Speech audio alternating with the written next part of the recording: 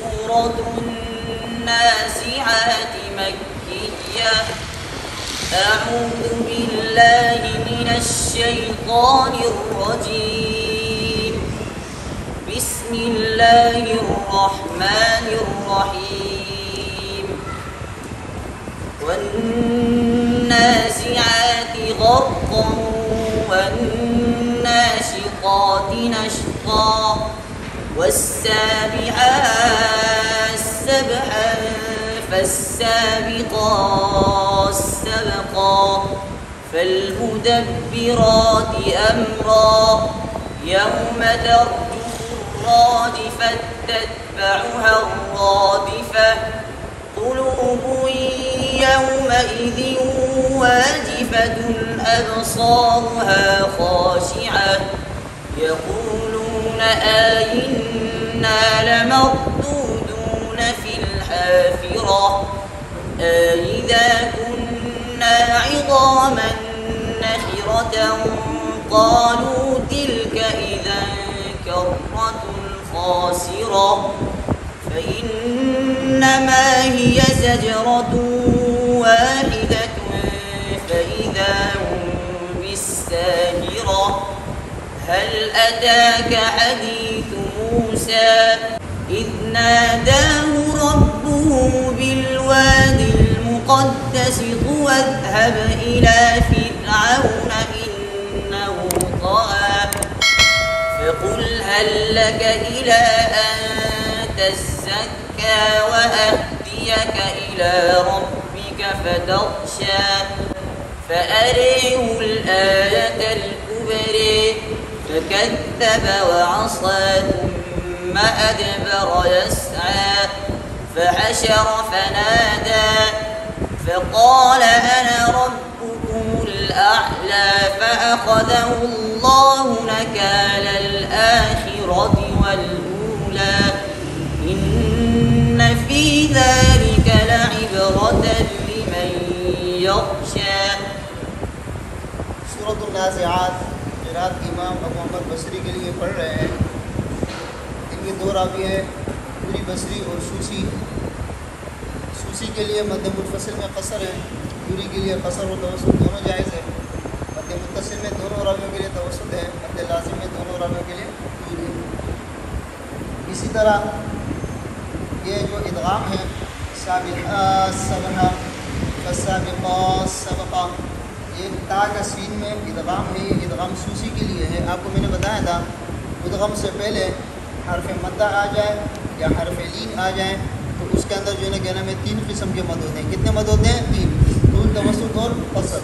اور جمہور جو ہے نا وہ توسط کو پسند کرتے ہیں لیکن تینوں اس کے اندر جائز ہے.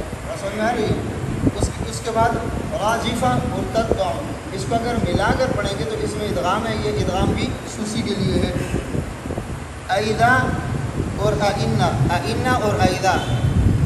ایدا کو آئدہ یعنی ادخال کرتے ہیں, ایک الف داخل کرتے ہیں. ائنا میں بھی ادخال کرتے ہیں, الف داخل کرتے ہیں, اور دوسرے حمزے میں تسہیل کرتے ہیں. دوسرے حمزے میں تسہیل کرتے ہیں. یہ دونوں راویوں کے لیے. کس کے لیے ہے؟ دونوں راویوں کے لیے. آئدہ, آئدہ دیکھو تھوڑا سا کھینچ رہے ہیں نا, اس کو ادخال کہتے ہیں. کیا کہتے ہیں؟ آئنا, آئنا. یہ تھوڑا سا کھینچ رہے ہیں, اس کو ادخال کہتے ہیں. دوسرے حمزے میں کیا ہے؟ تسہیل. اس کے بعد ہے موسیٰ, اس کے اندر تقلیل ہے. یہ تقلیل بھی دونوں راویوں کے لیے ہے, یعنی امالہ صغریٰ ہے. ہوا کے اندر اگر وقف کریں گے تو تقلیل ہوگا, امالہ صغریٰ ہوگا, دونوں راویوں کے لیے. ملا کر اگر پڑھیں گے تو اس میں تنوین نہیں ہے, تو ذهب ہوگا. حفص میں تو نیذهب ہے, ملا کر پڑھنے میں حفص میں کیا ہے؟ تو نیذهب ہے. ان کے ہاں کیا ہوگا؟ تو ذهب. بات سمجھ میں آ رہی ہے؟ اسی طرح جو ہے نا کیا نام ہے طوا کے اندر جو ہے نا تقلیل ہے, یہ دونوں راویوں کے لیے ہے. ان تزکا, تزکا تزکا تشدید کے ساتھ ہے اور اس میں تقلیل ہے, یہ بھی دونوں راویوں کے لیے ہے. فتخشا کے اندر تقلیل دونوں راویوں کے لیے ہے. فارے را کے زبر میں جو امالہ ہے یہ بھی دونوں راویوں کے لیے ہے. کبرے میں بھی امالہ ہے, دونوں راویوں کے لیے. میں نے آپ کو بتایا تھا ذوات الیا میں ان کے ہاں تقلیل ہے اور ذوات الراء میں امالہ ہے. ہاں جو مستثنات ہیں وہ کلمات میں نے آپ کو بتائے تھے شروع میں, لیکن اس کے علاوہ جتنے بھی ذوات الیا ہے, جتنے بھی ذوات الیا ہے, ذوات الیا اس کو کہتے ہیں چاہے وہ ناقص واوی ہو یا ناقص یائی ہو, لیکن جو ہے نا کیا نام ہے وہ لکھنے میں یا لکھی ہوئی ہو یا دنیا والے کلمات جو ہے اس طرح کے کلمات، تو ان میں کیا ہے، ان میں تقلیل ہے. کیا ہے؟ تقلیل ہے.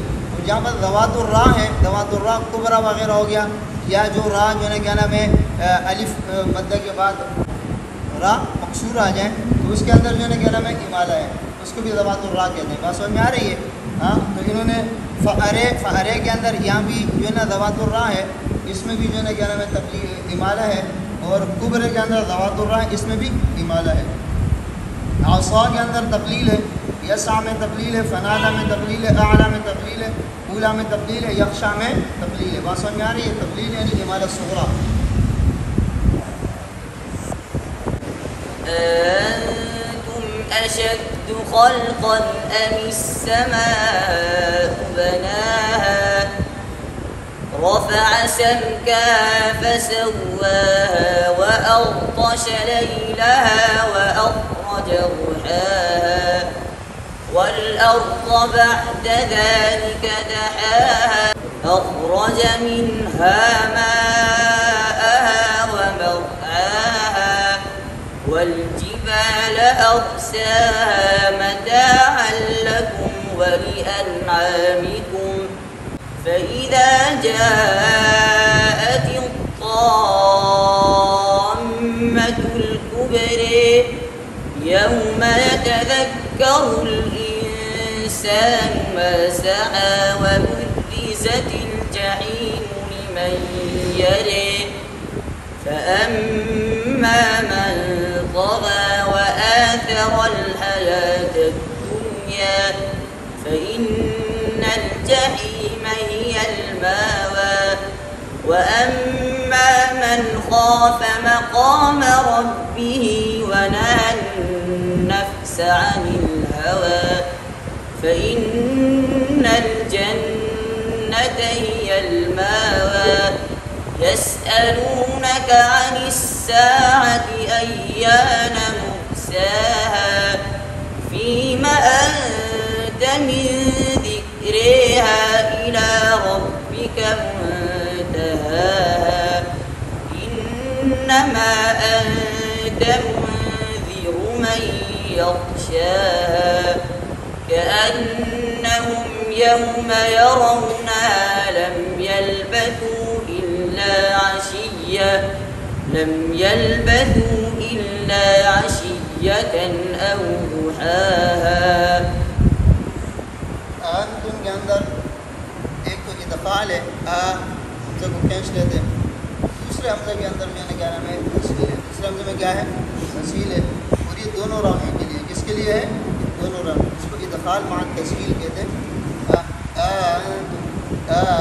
یعنی پہلے حمزے کو ایک الف کے برابر کھینچنا ہے، پہلے حمزے کو ایک الف کے برابر کیا کرنا ہے؟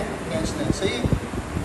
اس کے بعد بناہا کے اندر یہاں پر بھی تقلیل ہے، فسوا میں بھی تقلیل ہے، یہ دونوں راویوں کے لیے. ضحاہا، دحاہا، مرعا، یہ جتنے بھی ہے یہاں پر تقریباً جتنے تقلیل آئے ہیں، ارساہا اور کبرے جو امالہ آیا ہے یہ دونوں راویوں کے لیے. ما سعا، لمن یرے، طغا، دنیا، یہ تمام جو ہے کیا نام ہے تقلیل اور امالے جو ہے کس کے لیے ہیں؟ دونوں راویوں کے لیے ہیں.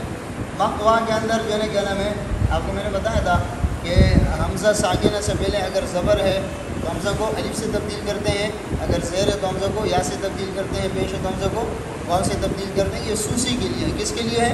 سوسی کے لیے. دوری کے لیے مقوا ہوگا. صحیح ہے. یعنی حمزہ کے اندر حمزہ ہی پڑھا جائے گا، سمجھے نا. اور اس کے بعد تقلیل ہے. اس کے بعد کیا ہے؟ تقلیل دونوں کے لیے ہے، لیکن مقوا میں جو حمزہ الف سے تبدیل ہوئے ہیں وہ کس کے لیے ہے؟ صرف سوسی کے لیے، دوری کے لیے نہیں ہے. بات سمجھ میں آ رہی ہے؟ اسی طرح دونوں کلمات مقوا میں عن الہوا کے اندر، مرساہا کے اندر، اور ذکرہا یہ امالہ اور یہ تقلیل جتنی بھی ہے، منتہاہا، یخشا، من یخشاہا، او ضحاہا، ضحاہا، یہ جتنے بھی تقلیل ہے یہ تقلیل دونوں راویوں کے لیے ہے. امالہ اور تقلیل اس میں دونوں راوی متفق ہیں. بین الصورتین دونوں راویوں کے لیے بسم اللہ پڑھنا بھی صحیح ہے، بغیر بسم اللہ کے وصل کرنا بھی صحیح ہے، بغیر بسم اللہ کے سجدہ کرنا بھی صحیح ہے. تینوں وجوہ ہیں. بات سمجھ میں آ رہی ہے؟ اور مد منفصل نے جو پڑھا، مد منفصل میں انہوں نے جو ہے نا مد نہیں کیا، یہ سوسی کے لیے. کس کے لیے ہے؟ سوسی کے لیے. قوری کے لیے مد منفصل میں قصر بھی صحیح ہے اور مد منفصل میں توسط بھی صحیح ہے. سوسی کے لیے صرف قصر ہے، توسط نہیں ہے. بات سمجھ میں آ رہی؟